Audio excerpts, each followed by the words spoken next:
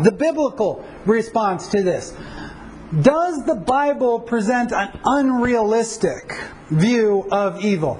The Bible acknowledges the existence of evil. And we already talked about that fact, that the Bible acknowledges the existence of evil. The Bible does not present or promise a life free from evil and suffering. I would love to find verses in the Bible that tell me you're going to have a great life. I would love the Bible to be much more like a fortune cookie than an ancient document, because all of those fortune cookies have promised me fortune and good times and stuff like that, right? The Bible doesn't say anything like that. It doesn't give any reader the impression that you're going to have a cush life, a great life, and so forth. Look at what Paul, the apostle, the follower of Christ, the author of 1/4 of our New Testament. Look at what he writes. We exult in our tribulation. He's not living the cush life. He's not living the great life, Knowing that our tribulation brings about perseverance, and perseverance brings about proven character. Another thing that the Bible does is the Bible presents humanity in a fallen state.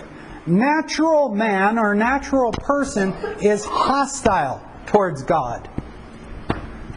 Same thing. Romans chapter 1 and chapter 2. Just the whole Romans chapter 1, chapter 2 basically presents this.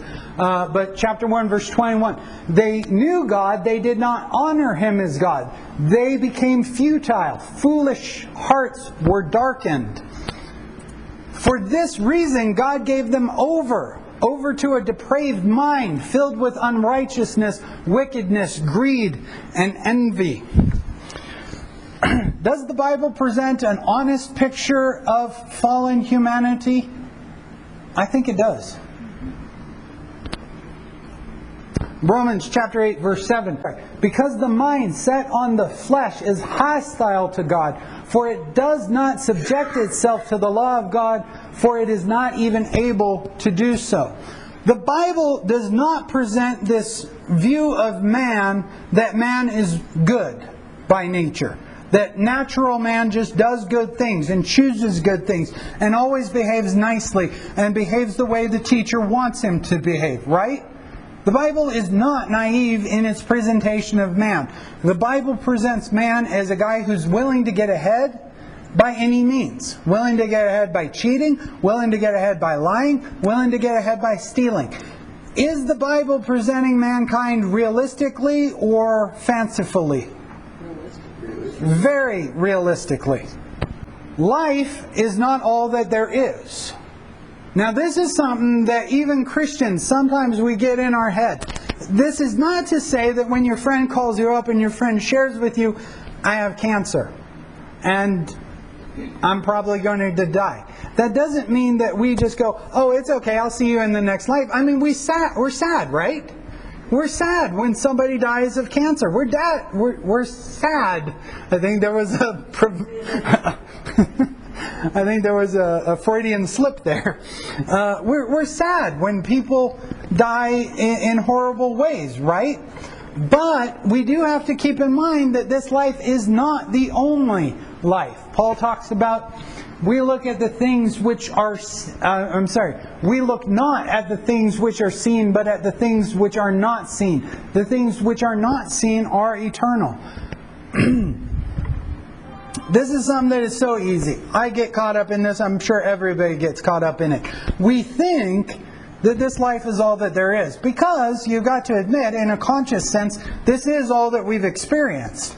But I believe it was Francis Chan that once took a rope and he put a foot of rope here and marked it with a tape and said, let's just say that this is your life. The whole rest of the rope is the rest of eternity. So when we think about this little part of life and we think about the rest of eternity, oh, was it even smaller? Not a foot? Oh, okay.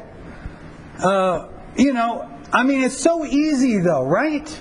So easy to get wrapped up in the idea that what happens in this life is somehow permanent, that what happens in this life is somehow the most important thing. When somebody is murdered, it's a horrible thing, but that's not the end of the story. That's not the end of the story, both for the murdered and for the murderer, right? Relationship with God and not earthly pleasures are presented as the true value. The Bible, once again, doesn't promise the good life. It doesn't even pretend to promise the good life. And it never says that this life is the only life. It presents your knowledge, your relationship with God is what truly matters. Does that then change the nature of the question? If we've already explained that God can have good reason for permitting evil, does the existence of evil still somehow defeat the existence of God?